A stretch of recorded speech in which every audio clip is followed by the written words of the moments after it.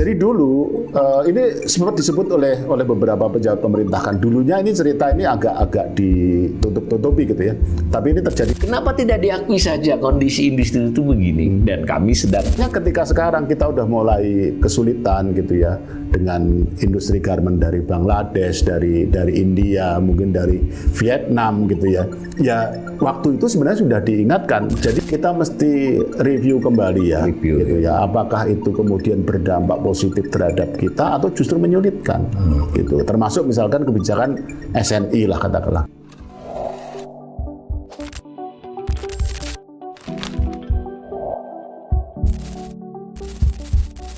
Salam cerdas, Ibu, Bapak, saudara-saudara yang saya hormati. Kembali berjumpa dengan saya di kanal Awali Rizky dalam sesi ngobrol ekonomi. Kali ini saya untuk ketiga kalinya kedatangan tamu kenalan saya, seorang pakar, Pak Edi Priyono. Selamat datang kembali, Pak Edi. Terima kasih. Saya ingat sudah pernah perkenalkan, beliau ini ekonom yang banyak sudah riset, menulis. Ya sekolah sudah tentu ya, dan saya selalu mengingatkan silahkan dicari di mesin pencarian. Beliau pernah juga mengemban amanah di pemerintahan sehingga memiliki perspektif yang bisa menggabungkan antara riset, bacaan, dan mudah-mudahan juga pengalaman itu. Nah, karena itu kanal ini sebagai kanal literasi akan rutin nanti mendatangkan Pak Edi, mudah-mudahan beliau berkenan. Nah, kali ini topiknya adalah tentang industri.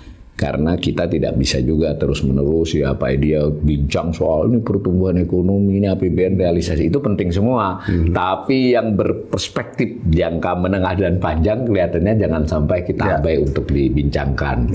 Nah, kemarin kita sudah bicara soal ketenaga kerjaan dalam perspektif itu, nah kali ini industri. Nah, saya kanal ini beberapa kali mengundang narasumber, ada yang memberitahu bahwa salah satu masalah industri kita itu kan pertumbuhannya terlalu lambat, Pak Edi. Lebih lambat dari pertumbuhan ekonomi. Kemudian porsinya juga terhadap total PDB katanya menurun, dan belakangan ini kalaupun tidak menurun lagi stuck kan seperti itu. Yang jadi kesadaran ini nampaknya tidak hanya di ekonomi ya, di pemerintah pun sejak periode pertamanya Pak Jokowi kalau saya tidak salah ingat itu kan juga sudah dicantumkan di RPJMN akan reindustrialisasi. Kalau yang GBHN periode keduanya revitalisasi industri, yang prinsipnya sama aja. Kalau mengatakan berarti mengakui sudah terjadi secara implisit. Dan nampaknya di RPJMN yang sekarang pun meskipun tidak ada kata-kata deindustrialisasi di RPJMN, suasana penjelasannya itu jelas menginginkan sektor industri ini tumbuh. Tentu ada alasannya ya. Nah, kita butuh penjelasan Pak Edi dulu kondisi industri keseluruhan sekarang ini seperti apa, dan mengapa industri itu penting untuk diperhatikan dan dikembangkan dalam negara yang seperti Indonesia ini. Gimana Pak Edi? Silakan Pak Edi. Ya, jadi kalau kita lihat data peran sektor industri ya terhadap PDB katakanlah gitu ya. Kalau saya amati datanya itu tahun 2001 itu kita sempat, tahun 2000 lah ya, itu kita sempat 31%. Nah setelah itu dia turun terus, sempat jeglek turunnya agak banyak gitu, dan itu sampai sekarang kita udah agak landai turunnya, tapi landai itu mungkin karena sudah terlanjur rendah. Iya gitu. Nah itu yang kemudian kalau saya sih setuju untuk bilang bahwa ini deindustrialisasi dini. Deindustrialisasi dini. Nah, dan itu mesti disampaikan juga ya bahwa kalau konteksnya adalah peran sektor industri yang berkurang, artinya deindustrialisasi, itu sebenarnya wajar. Jadi kalau perekonomian itu bertransformasi dari katakanlah pendapatan rendah ke pendapatan tinggi, itu kan secara alamiah sektor pertanian akan turun. Gitu ya. Kemudian sektor industri naik, gitu ya. Nah, kemudian sektor industri ini proporsinya ya, dia turun digantikan oleh sektor jasa. Jadi pada akhirnya kalau negara itu maju, maka yang dominan itu sektor jasa. Nah, masalahnya di kita juga seperti itu. Makanya kalau kita nggak jeli baca data, kita pikir kita on the right track. Karena dominannya udah katakanlah jasa, pertaniannya turun, industrinya turun. Nah, tapi bukan itu yang terjadi, bukan transformasi yang wajar yang terjadi karena industri kita turun sebelum dia mencapai kematangan. Itulah yang kita sebut sebagai deindustrialisasi dini. Nah, kalau yang deindustrialisasi yang tidak terlalu dini itu ya terjadi di banyak negara gitu kan. Nah, jadi ini yang kemudian menimbulkan kekhawatiran di kita ya, karena industri kita menurun porsinya pada saat belum mencapai kematangan gitu kan. Nah, sehingga itulah yang kita sebut sebagai deindustrialisasi dini. Meskipun dalam beberapa kesempatan kalau kita baca dibantah ya oleh Kementerian Perindustrian Pak, masih sampai sekarang. Ya gitu. Cuman dibantahnya ya argumentasinya nggak terlalu kuat pas ya, tapi ya kita pahami lah, kita pahami kan mungkin beda perspektif gitu ya. Tapi intinya kita punya masalah dan tadi disebutkan, jadi kalau proporsi atau peranan sektor industri yang turun itu kan terjadi karena pertumbuhan industrinya lebih lambat daripada pertumbuhan ekonomi. Akibat ya. Gitu kan gitu. Nah, jadi ini yang kemudian menimbulkan persoalan dan lebih dari itu saya kira sekarang kan kita bisa amati ya, bukan hanya melalui data makro ya, data besar gitu. Kita amati di lapangan gitu ya, kinerja sektor industri kita juga memang banyak yang bermasalah gitu kan gitu. Nah, jadi itulah saya kira kalau menurut saya data besar, data makro maupun mikro di lapangan itu menunjukkan bahwa sektor industri kita memang banyak yang bermasalah. Bukan berarti semua bermasalah. Iya. Nah, itu kan tadi Pak Edi menyebut transformasi. Sebenarnya secara umum memang mestinya menurut teori ekonomi bangunan lah, memang begitu ya. Ya, contoh mungkin seperti apa itu dialami seperti Jepang, Korea, Amerika dialami. Ya? Tadinya pertaniannya dominan, kemudian pertaniannya turun, industrinya mulai naik, gitu. Industri naik, kemudian dia jasanya mengikuti, gitu. Sampai kemudian pada satu titik yang industrinya porsinya ya bukan nilainya tetap naik ya. Nilainya tetap naik. Jadi porsinya mulai turun, jasanya semakin banyak gitu. Nah, kalau saya dulu pernah juga baca Pak, itu kita ini tahun 70 lah, tahun 70-an itu kayaknya kita sebut nama negara aja lah. Kita, Cina dan Korea Selatan itu dalam konteks ini masih seimbang ya. Memang dulu satu grup itu, jadi Indonesia, Filipina, Malaysia, Taiwan, Singapura, Korea, ya itu. Bahkan Cina ya? Iya, Cina itu juga sebenarnya baru aja kan, cuma dia cepat ya. Nah, dulu itu satu grup tahun 70-an itu. Tapi kemudian mereka sudah mulai maju tuh dari yang katakanlah manufaktur yang sederhana ya, pengolahan sederhana kemudian menjadi yang lebih canggih. Itu Taiwan gitu ya, Korea itu duluan gitu ya. Nah, kita masih tertinggal tuh. Sampai kemudian mendekati tahun 2000 itu diantara yang tadi teman sekelas kita itu yang tertinggal itu cuma tinggal kita sama Filipina. Yang lainnya udah naik kelas semua ke industri yang lebih canggih, industri elektronik dan sebagainya gitu ya gitu. Nah, jadi kita memang punya masalah itu ya gitu. Jadi proses transformasi kita tidak berjalan dengan mulus ya dalam konteks antar sektor maupun di dalam industri itu sendiri gitu ya. Jadi kita nggak berkembang sesuai dengan yang dulu pernah direncanakan. Karena kalau dulu saya ingat tuh kan dulu Pak Harto tuh kan pernah punya konsep tinggal landas ya. Pertama pertanian, habis itu industri yang mengolah hasil pertanian menjadi barang jadi gitu kan. Habis itu baru kemudian ke industri yang lain, baru kemudian ke jasa. Gitu kan. Nah, cuman kita nggak ikut. Jadi itu. Sebenarnya Pak Harto itu sudah diadvis oleh para ekonomnya ya waktu menurut itu. Saya ya, kelihatannya konsep itu kan sesuai dengan textbook gitu. Iya, betul. Gitu. Nah, cuman beliau sendiri juga nggak terlalu konsisten juga tuh dekat-dekat akhirnya gitu ya. Jadi ada industri-industri tertentu yang kemudian beliau kayaknya membuat beliau agak lupa tuh terhadap agroindustri, terhadap industri yang mengolah hasil-hasil pertanian. Sekarang kita baru mau balik. Sekarang bayangkan aja, negara seperti kita baru berpikir mau mengolah kelapa dalam skala besar ya, hilirisasi kelapa dan sebagainya, itu kan menunjukkan bahwa dulu ngapain aja kan begitu. Meskipun mau nggak mau harus dikerjakan. Lebih baik terlambat daripada enggak. Termasuk gitu juga kan. Dong kalau ketika industrialisasi, hilirisasi ya secara narasi boleh heboh, tapi dalam prakteknya selain tadi contoh kelapa juga cuma mengolah satu tingkat mineral, itu juga berarti kan tahap tahap industri yang belum terlalu berkembang kan. Saya pernah juga gini Pak, Prof, itu dengar ini ada pembagian 3 lah secara sederhana kan. Industri itu kalau tidak salah 16 subsektor tuh. Itu ada yang dikelompokkan secara umum ya, termasuk lebih menggunakan teknologi rendah, lalu menengah dan tinggi. Nah, porsinya ini kan mestinya perlahan-lahan ke tengah dan ke tinggi kan. Katanya kita dalam 20 tahun ini malah yang tetap berkembang yang industri rendah, benar nggak itu? Iyalah. Ini kaitannya dengan yang tadi ya kayaknya. Kita ambil contoh eksplisit aja lah, nikel. Nikel kan, nikel kita itu kan tadinya kan kita ekspor nikel mentah lah katakanlah gitu. Digali dijual. Ya gitu ya. Nah kemudian kita punya smelter lah gitu. Nah banyak yang nggak tahu gitu, smelter itu pengolahan yang sangat sederhana sekali.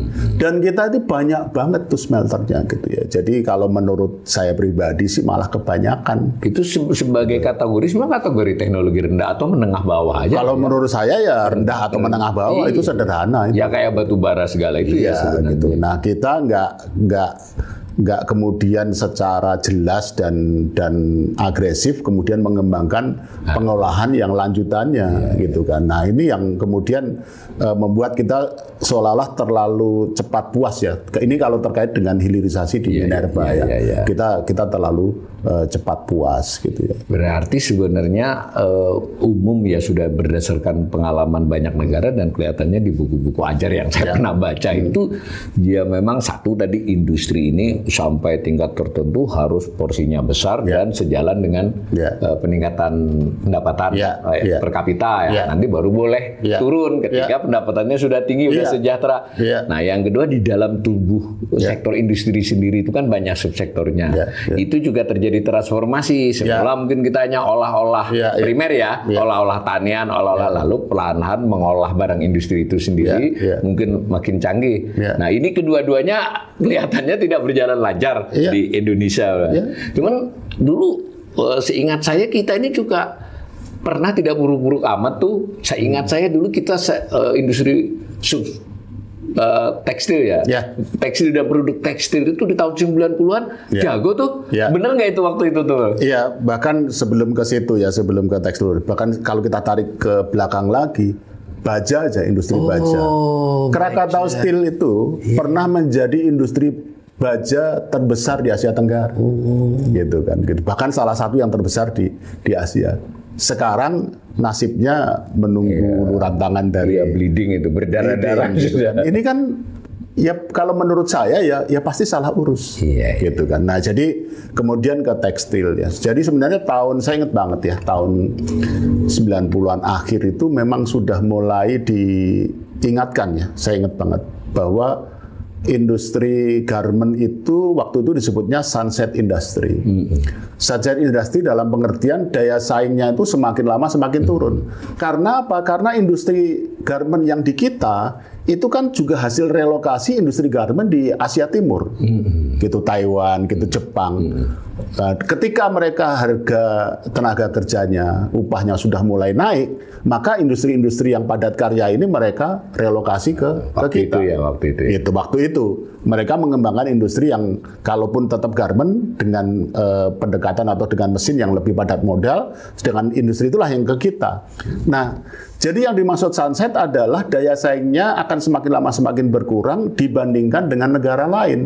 Nah, cuman ini kan juga kalau kita baca gitu ya, ada yang menolak juga anggapan ini karena apa? Karena orang pasti harus pakai baju gitu. Loh, masalahnya bukan orang pakai baju, orang kemudian beli yang mana, beli dari mana kan. Makanya ketika sekarang kita udah mulai kesulitan gitu ya dengan industri garment dari Bangladesh, dari India, mungkin dari Vietnam gitu ya. Ya waktu itu sebenarnya sudah diingatkan. Jadi harusnya kita yang kemudian bertransformasi gitu ya, nggak bisa begini terus gitu kan. Jadi kalaupun mungkin industrinya tetap dipertahankan garment, mungkin memang kita kemudian menghadapi dilema kan. Kalau tetap dipertahankan dan kita ingin tetap kompetitif, mungkin kita harus lebih padat modal.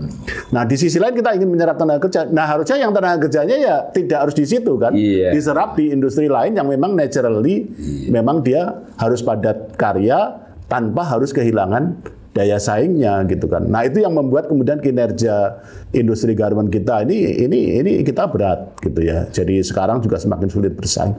Ada satu brand cukup besar ya dari kita, saya nggak bisa sebut, tapi brand itu untuk pakaian olahraga biasanya, itu dia ekspor ke Eropa dan sebagainya. Produk brand ini yang diekspor ke Eropa itu bukan diproduksi di sini, diproduksi di Vietnam. Karena dia punya produksi di Vietnam gitu. Jadi artinya kan produk kita kalah kompetitif dengan yang dari sana. Di sini merekin sama ngirim aja. Iya, gitu. Karena memang di sini sama yang untuk pasar dalam negeri. Iya, pasar dalam negeri. Pasar dalam negeri. Tetapi kalau dilihat pengalaman ya dari Triaporto sampai sekarang, ya kalau kita ini juga mengapresiasi ya pengusaha kita ini ya cukup inovatif juga, punya survive juga. Jadi kalau mereka mengalami masalah itu ya tidak bisa sepenuhnya disalahkan mereka ya. Berarti kan policy negara dalam hal ini keseluruhan ini juga berpengaruh kan terhadap ini mereka kan. Pastilah. Nah itu kan salah satunya memang ini juga saya cuma dengar nanti silakan dikomentari Pak Edi. Kita kelihatannya tidak memiliki, tadi kan sudah ada masalah-masalah kita secara umum aja udah menangkap itu. Berarti kan harusnya kita punya dong semacam roadmap atau Renstra perindustri, tidak soal 5 tahunan kementerian dong. Kita harus punya roadmap 20-25 tahun. Ada nggak, Prof? Atau ada tapi nggak dijalanin? Ya kalau ada ya pasti ada. Selalu ada ya. Kita punya mau roadmap, mau Renstra, mau apa ada semualah gitu. Cuma kan ini kita pertama bentuknya seperti apa, sekarang kita tanya aja lah, kita sekarang industri kita mau apa sih yang itu maksud saya, itu juga nggak jelas juga kan gitu ya. Jadi misalkan begini, misalkan kita memberikan insentif yang demikian besar kepada, katakanlah kita sebut aja ya, katakanlah tadi kepada industri smelter yang kebanyakan adalah PMA. Sekarang kalau kita tanya, kenapa sih mesti dikasih insentif demikian besar? Memangnya mereka kalau nggak dikasih insentif nggak mau ke sini? Lu barangnya ada di sini kok, gitu kan? Marginnya gede gitu kan? Jadi ini kan kalau menurut saya gitu kan, kalau kita pertimbangannya teknokratis, ini nggak masuk, gitu kan? Nah kita nggak ngerti lah apa ada hal lain di luar itu gitu ya, yang kemudian membuat kenapa seolah-olah kemudian insentif itu demikian besar di sana gitu kan? Nah kalau menurut saya mestinya kan insentif ini kan bisa diberikan kepada industri lain yang lebih padat karya. Padat karya atau sekurang-kurangnya multiplier efek penggandanya besar ya. Penggandanya besar gitu ya, seperti itu. Gitu. Nah jadi kita nggak terlalu jelas kita mau kemana, dan itu tercermin di dalam kebijakan-kebijakan pemberian insentif, kebijakan fiskalnya ya. Kemudian kebijakan industrinya juga gitu kan. Jadi misalkan beginilah. Jadi kan ada cerita yang meskipun ini anekdotal ya. Kalau menurut saya ini menggambarkan bagaimana kita tidak tahu sebenarnya kita itu mau kemana industri kita. Jadi dulu ini sempat disebut oleh beberapa pejabat pemerintah kan. Dulunya ini cerita ini agak ditutup-tutupi gitu ya. Tapi ini terjadi di zaman Orde Baru. Waktu itu ada produsen semikonduktor ya. Namanya Fairchild. Semikonduktor Fairchild itu bikin pabrik di Bandung tuh. Kemudian mereka mau ngembangin usahanya. Kita tolak gitu. Karena kita anggap dia terlalu padat modal. Gitu kan. Nah, kita pengen supaya dia mau menggunakan yang kita paksa untuk tetap pada dia nggak bisa. Akhirnya ini dia pindah ke Malaysia. Makanya sekarang kan Malaysia kan salah satu produsen utama untuk semikonduktor kan. Nah, jadi itu yang saya setuju. Saya setuju. Saya termasuk yang salah satu yang selalu menyampaikan bahwa penting adanya industri-industri yang tetap padat karya, menyerap banyak keterangan. Tapi ya jangan dipaksain dong. Dilihat karakteristik industrinya tersebut. Karena urusannya tidak hanya urusannya persaingan, urusannya efisiensi harganya nanti. Kalau harganya terjangkau kan juga pasar industri juga enak. Gitu. Di situ pentingnya strategi toh. Jadi jangan asal padat karya juga toh. Ya, nah itu tadi satu kasus yang kalau menurut saya mencerminkan bahwa kita ini tidak punya arah. Nggak punya arah mau kemana gitu. Sekarang kita tergopoh-gopoh. Sekarang kita baru mau katakanlah mengembangkan lagi mencari mitra untuk mengembangkan semikonduktor. Lah dulu tahun 80-an udah ke situ. Itu satu. Jalan banget ya. Nah, kemudian kasus anekdotal lagi yang mencerminkan kebijakan kita yang nggak jelas gitu menurut saya ya. Jadi ada kok di daerah Jawa Tengah tuh ada orang yang tadinya jualan televisi. Kemudian dia karena jual televisi, jual second juga, dia rupanya bisa otak-atik, dia bisa bikin TV rekondisi. TV-TV yang tadinya bekas itu dia rakit lagi gitu ya. Bahkan kemudian dia bisa bikin TV dalam arti assembling ya, merakit ya. Jadi komponennya ada dari Cina, tapi dia kemudian bisa bikin TV.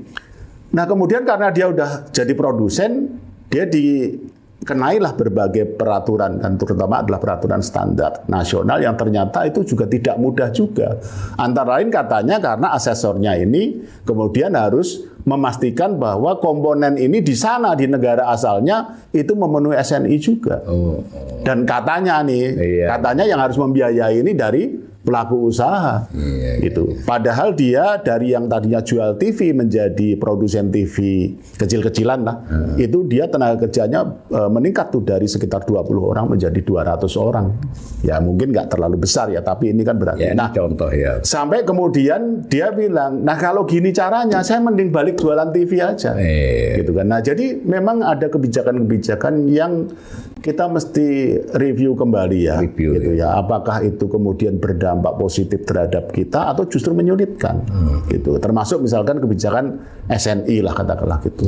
Sekarang aturannya katakanlah semua barang yang dijual harus SNI. Sebenarnya apa sih kebijakan SNI itu? SNI ini kan kebijakan untuk melindungi konsumen. Jadi sebenarnya supaya konsumen ketika beli barang itu dia dipastikan bahwa barangnya bagus, ditunjukkan oleh SNI gitu. Tapi apakah SNI adalah satu-satunya untuk melindungi konsumen? Kan nggak selalu. Kan nggak selalu kemudian itu diterjemahkan dalam bentuk regulasi bahwa semua barang harus dijual SNI.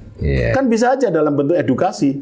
Kalau tidak beli barang yang SNI, risikonya ini tanpa harus melarang. Tidak dilarang, tapi mereka mendapatkan informasi arti SNI itu apa.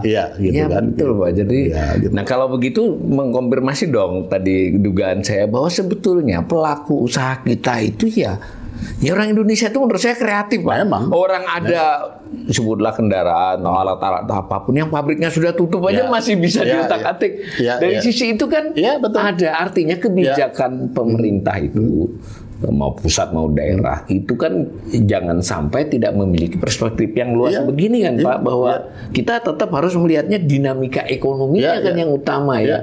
Nah saya ini termasuk kanal yang sering banget membacakan soal di industri karena ya jujur aja pemirsa saya agak sebel lah bantahan-bantahannya itu menurut saya berlebihan. Kenapa tidak diakui saja kondisi industri itu begini dan kami sedang improve memperbaiki sudah sampai sini mau begini. Nah saya tadi tertarik itu Pak Edi aja ini melihat ini arah kita nggak jelas.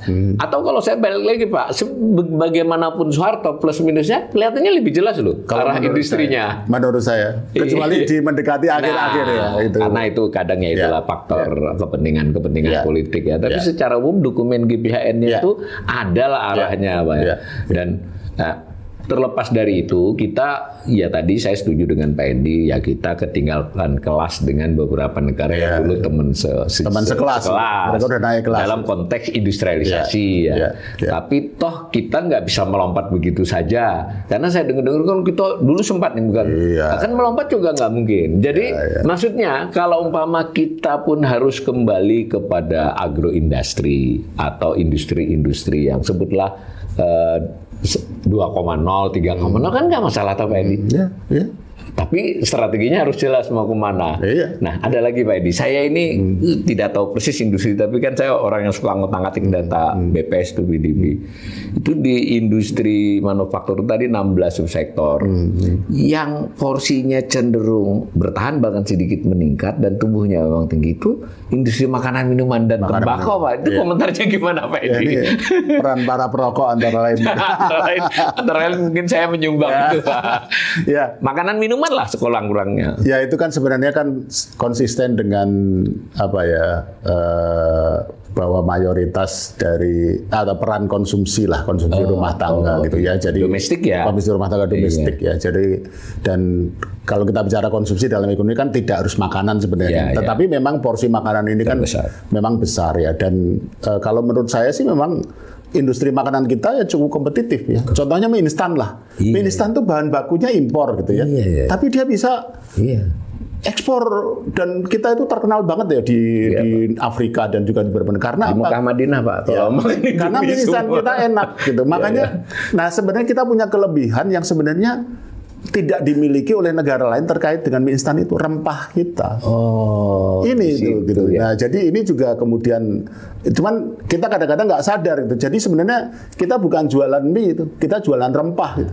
Jualan rempah pakai mie gitu kan gitu. Nah, jadi kalau kita bisa kembangkan ya hal-hal seperti itu, sebenarnya impor sebenarnya nggak masalah kalau kemudian bisa mengenerate ekspor kan gitu. Kita kadang-kadang kan terlalu parno lah sama impor. Impornya apa dulu kan begitu. Sama dengan garment lah. Garment kita yang ekspor itu sebenarnya mayoritas inputnya juga sebenarnya impor juga gitu kan. Nah, cuman masalahnya di kita untuk yang dijual dalam negeri juga bahannya banyak impor juga gitu kan gitu. Nah, ini yang kemudian masalah. Jadi masalah di industri kita itu memang beda-beda gitu ya. Jadi kalau makanan minuman tadi cukup bagus karena memang konsumsi dalam negeri kita kuat, jumlah penduduk kita besar, jadi potensinya besar lah gitu ya. Nah, kalau katakanlah untuk industri garment itu persoalannya di hulu tuh. Di hulu, bahan bakunya. Jadi saya pernah ngobrol sama pelaku industri garment besar lah di Jawa Tengah itu, hampir semuanya ekspor. Bahkan kan ada tuh jaket-jaket yang kalau jaketnya empuk gitu ya, itu kan dalamnya bulu tuh, bulu angsa atau bulu bebek atau bulu ayam gitu. Itu aja impor gitu.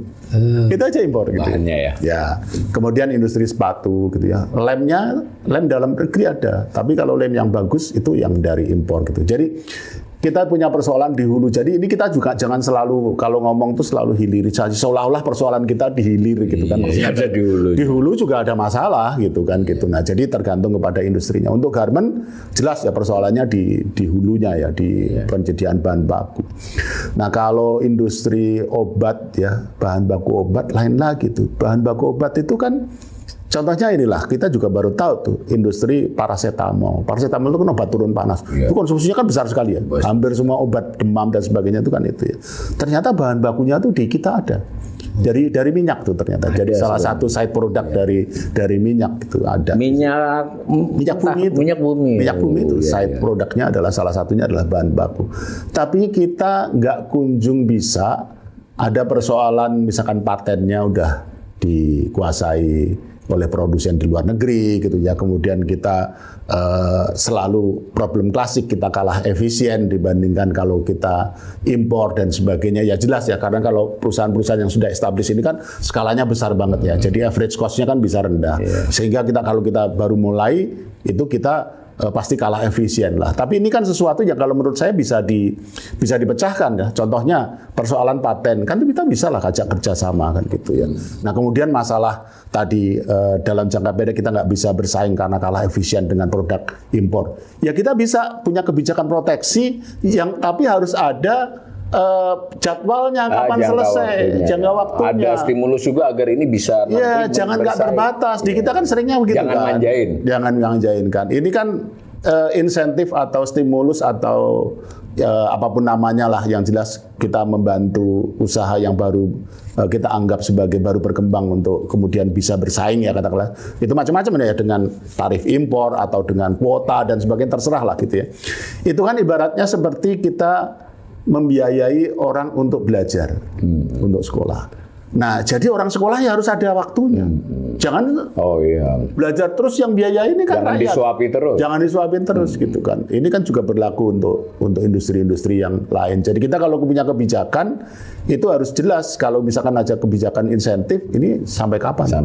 Jadi industri harus mendapatkan sinyal. Dia dikasih kesempatan belajar. Harus ada ukuran-ukurannya juga ya. Ada jangan selamanya. Tapi saya tertarik loh dari penjelasan Pak Edi, sebetulnya sekalipun kondisi kita tadi secara umum kurang baik, tapi sebetulnya peluang-peluang untuk memperbaikinya itu semakin kita bisa mendeskripsikan masalah-masalahnya, semakin kelihatan kan caranya Pak Edi. Dan memang salah satu kuncinya tadi harus jelas subsektor apa. Berarti ujungnya kembali pernyataan Pak Edi yang awal tadi, arah industrialisasi kita kemana harus jelas ya Pak Edi ya. Nah di situ juga mungkin masalahnya Pak Edi, ini sekaligus komentar Pak Edi, kelihatannya untuk koordinasi antar kementerian teknis itu adalah barang berat di negeri ini. Gimana Pak Edi? Itu problem. Kan nggak mungkin hanya Kementerian Perindustrian, pastilah, pertanian, kan ini nyangkut semua pertambangan. Dan itu kepentingannya kan bisa beda-beda kan. Makanya saya sebenarnya nggak terlalu, kan kita sering dengar ya ego sektoral ya. Saya nggak pernah tuh percaya dengan yang namanya ego sektoral. Loh, kalau kementerian teknis ya memang harus memikirkan bidangnya. Jadi kalau menurut saya yang di permukaan tampak seperti ego sektoral, masing-masing kementerian memikirkan dirinya masing-masing, itu sebenarnya adalah lack of coordination. Karena ada Kemenko masing-masing. Ya kalau nggak ngapain ada menteri kalau koordinator. Masih ribet juga lapor presiden. Lapor presiden, wakil presiden, itulah. Jadi kalau menurut saya yang namanya ego sektoral itu ya, misalkan kementerian kesehatan ya harus memikirkan kesehatan. Contohnya masalah rokok lah kita. Kementerian Kesehatan ya harus mendorong supaya konsumsi rokok itu berkurang. Sementara Kementerian Perindustrian, Kementerian Keuangan gitu kan, Kementerian Perindustrian pengen industri rokoknya tetap jalan. Kementerian Keuangan pengen dapat katakanlah penerimaan dalam bentuk cukai. Ya ini memang kepentingannya masing-masing. Inilah perlunya dipertemukan, inilah perlunya didudukkan sehingga nanti tercipta konsensus, kita tercapai jalan tengah yang harus diikuti oleh semua. Ini kan berlaku misalkan perundingan Indonesia, Uni Eropa dengan SEPA, Comprehensive Economic Partnership Agreement. Itu kan 10 tahun lebih negosiasinya. Itu kan selain persoalan dengan Uni Eropa, kita kan juga persoalan di dalam tentang kepentingan masing-masing ini, gitu kan. Contohnya gitu kan. Jadi Eropa pengen supaya BUMN tidak terlalu diistimewakan, gitu ya. Tentu saja dari Kementerian BUMN menolak ya. Nah, tapi kan karena kita ini berunding untuk Indonesia, bukan untuk Kementerian, kan harus ada koordinasi kan, gitu kan. Harus dikoordinir. Jadi koordinasi itu menjadi mahal karena tidak banyak yang mau dan mampu mengkoordinir. Jadi persoalan yang kelihatannya muncul sebagai ego sektoral sebenarnya adalah lack of coordination gitu. Nah, jadi itu. Nah, termasuk misalkan tadi saya cerita tentang industri garment. Saya ngobrol sama mereka, apa sih Pak masalah Bapak yang terutama gitu? Wah, tenaga kerja gitu. Oh, maksudnya gimana gitu? Kurang terampil? Enggak gitu. Kalau terampil mah kita bisa latih di sini gitu. Kita nggak nuntut orang terampil katanya. Karena pekerjaan di industri garment ini juga nggak sulit kok gitu. Diajari 3 minggu jahit gitu ya, bisa mereka. Dan kita nggak nuntut. Kita cuma pengen dapat tenaga kerja yang kalau dibentak sekali nggak terus ngambek gitu. Kita pengen tenaga kerja yang kalau orang lewat tuh nggak terus nengok dulu gitu. Sesimpel itu ya. Ini kan pendidikan. Ya, pendidikan yang harus dihandle oleh Kementerian Pendidikan, Kementerian Ketenagakerjaan untuk pelatihannya dan sebagainya. Jadi memang ini kerjasama antar sektor harus dikoordinir, dalam arti harus ada yang mengkoordinir gitu ya. Kalau enggak ya susah dong gitu kan gitu. Karena orang dengan kepentingan masing-masing yang belum tentu visinya sama gitu. Nah, karena sudah disinggung-singgung tadi ada garmen ya, pernah juga kita industri obat dan katanya juga sebetulnya bahan-bahan tadi rempah tadi artinya kan itu juga bisa diolah, bahkan satu lagi mungkin juga di komentar sebetulnya kan kayak kakao dan kopi kan bisa masuk ke industri, nggak hanya itu ya, betul ya itu ya. Tapi malah kita mulai impor kopi itu kan impor coklat apa kopi kan luar biasa. Tapi saya setuju tadi, berarti ini kan memang harus ada koordinasinya karena sudah contoh-contoh begitu. Ini yang belakangan lagi rame di media ini industri otomotif, Prof. Di mana komentarnya terhadap industri otomotif, atau bisa juga di masa lalu kita kan kayaknya udah pernah juga ngomong-ngomong otomotif ini Indonesia loh ya. Gimana tuh? Nah, otomotif sebenarnya kalau kita mau jujur, Indonesia itu sebenarnya lebih dianggap para produsen otomotif sebagai pasar.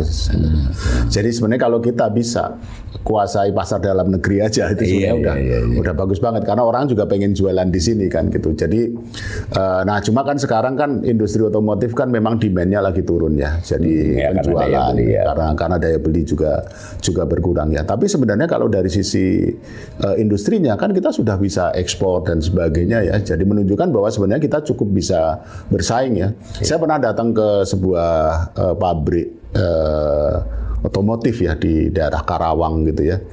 itu modern banget udah bukan tipikal pabrik Indonesia lah, bukan hanya dari peralatannya, dari pengaturan tempatnya, budaya kerjanya, layoutnya dan sebagainya itu udah sangat modern. Udah pabrik di standar negara maju gitu. Dalam hal ini sebenarnya kita nggak masalah menerima investasi asing ya, asal ada kejelasan saling menguntungkannya. Nah, kita masuk ke babak akhir ini agak sedikit sensi nih, Bro, tapi nggak apa-apa lah. Salah satu yang dituduh juga membuat industri ini kurang optimal selain tadi pembicaraan kita adalah opsi untuk menghasilkan dari rente lebih besar, Bro. Jadi umpama saya investasi di industri, sebutlah bisa dapat 10-12%, tapi kan high risk. Sementara saya kalau main-main di sektor keuangan dapat 7, selisih 5%, tapi no risk. Ada analisis kayak gini ada benernya nggak? Ya kalau menurut saya ada benernya ya. Jadi jadi kan gini ya, ada pergeseran mindset atau persepsi ya. Kalau zaman dulu kan orang kaya tuh punya pabrik gitu kan. Iya, gitu kan. Ya kan? Sekarang udah enggak gitu kan. Jadi karena kalau punya pabrik itu nanti ribetnya minta ampun itu kan gitu. Jadi akhirnya ya mending di pasar keuangan sekarang kan semakin banyak gitu. Nah, kita kemudian kalau kita nggak kita handle ya, nanti kalau sektor manufaktur semakin ditinggalkan oleh para investor, ya ini masalah karena kan di pasar keuangan kan nggak menyerap tenaga kerja yang banyak kan gitu ya. Kalau industri tetap aja seintensif modal tetap ada tenaga kerjanya. Iya. Amerika aja yang maju udah pengen narik lagi industrinya supaya bisa pulang kok. Trump kan pengen narik industri, menunjukkan peran industri. Tadinya kan pemerintah Amerika kan dalam tanda kutip nggak terlalu peduli tuh. Banyak industri mereka yang pindah dalam arti melakukan offshoring istilahnya ya, diproduksi di negara lain termasuk di Cina gitu kan. Sekarang kan mereka mau tarik pulang gitu kan. Amerika tuh di Detroit itu dulu industri otomotif. Itu kan mati kan gitu kan. Jadi kayak kota mati itu si Detroit. Nah tentu saja Amerika ya terlambat. Nah kita jangan sampai mengalami yang seperti itu. Yang tadinya kita dia seterlambat-terlambatnya badannya gede, Bro. Jadi dia mulai lagi agak lumayan kan. Iya, dia punya power kan. Dia punya power kita agak. Tetapi apapun kita menyadari ya bahwa sebetulnya peluang untuk kita revitalisasi industri itu ada dan harus bahkan kan gitu ya Pak Edi ya. Nah kalau diberi kesempatan untuk rekomendasi Pak Edi lah entah kepada pemerintah apa kira-kira tentang industri sebagai penutup ini.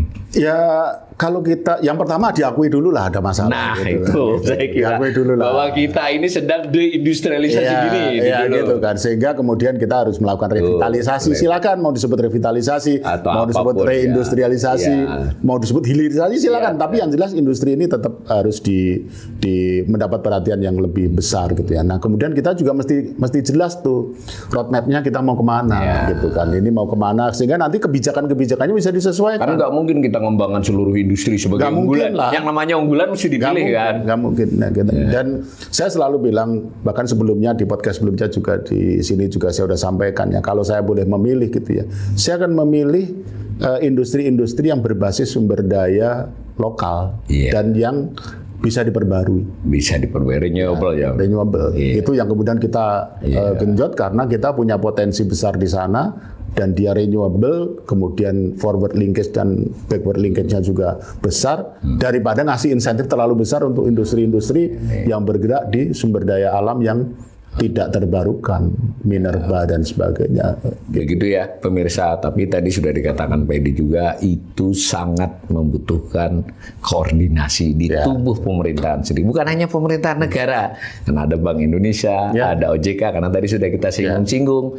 Kalau cuma pemerintahan yang koordinasi, sementara sektor keuangan berkembang sedemikian rupa, menjadi opportunity cost kan, menjadi yang mestinya dia investasi di industri, bisa pindah ke sana gitu. Dan tetapi tadi Pak Edi juga memberikan suasana yang masih optimis lah. Artinya selama kita menyadari, kita semua ya pemerintah dan semuanya ini ada permasalahan dan kita mau membangkitkan kembali, sebetulnya kita masih punya potensi dan salah satu potensi memang karena kita punya pasar yang ibaratnya bisa kita andalin sebagai modal awal. Tapi jangan modal terus-terusan kita Pak Edi, kita harus compete juga kan. Gitu ya pemirsa. Mudah-mudahan ke depan industri kita bisa berkembang dan kita akan terus gali dari Pak Edi beberapa kasus lain dalam ekonomi Indonesia. Terima kasih Pak Edi. Sama-sama. Terima kasih Mas Awadi.